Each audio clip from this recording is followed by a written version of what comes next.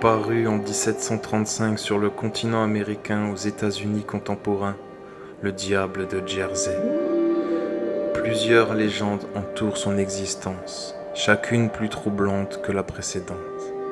Mais l'histoire la plus célèbre raconte les malheurs de Madame Leeds, une femme mère de 12 enfants qui aurait donné naissance à un 13e enfant, fruit d'une liaison cachée avec le diable. À la stupéfaction des villageois présents, au moment de la naissance, le nourrisson tant attendu se transforma en une créature monstrueuse. Ce démon, plus effrayant que tout ce que l'on pouvait imaginer, jaillit du ventre de sa mère sous une forme terrifiante.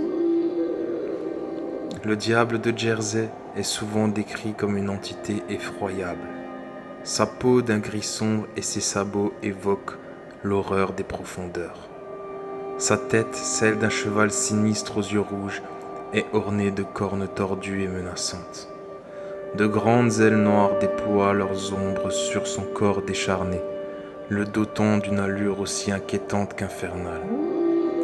Ce mélange de traits familiers et d'éléments grotesques lui confère une apparence cauchemardesque, et peu osent s'aventurer dans ces terres par crainte de croiser sa route. De nos jours, la légende persiste. On raconte que le diable de Jersey hante encore les vastes et sombres forêts du New Jersey, errant sans fin à la recherche de nouvelles victimes. Les locaux prétendent entendre son cri perçant résonner à travers les arbres, un son à glacer le sang, rappelant que la bête n'est jamais bien loin. Chaque bruissement dans les feuilles, chaque ombre étrange est un avertissement. Sa présence est toujours palpable. Alors, si un jour tu te retrouves à errer parmi les majestueux feuillus du New Jersey et que tu aperçois au détour d'un sentier une silhouette inquiétante, prends garde.